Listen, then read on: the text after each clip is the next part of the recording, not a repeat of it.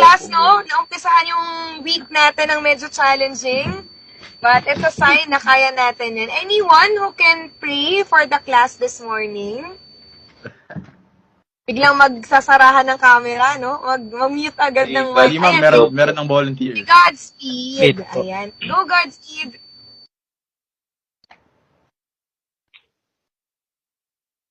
In the name of the Father, the Son, the Holy Spirit. Amen.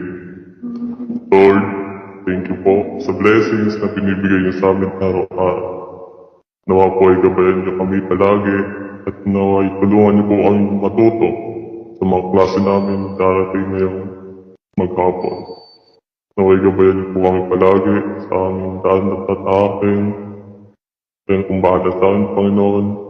Amen. In the name of the Father, the Son, the Holy Spirit. Amen.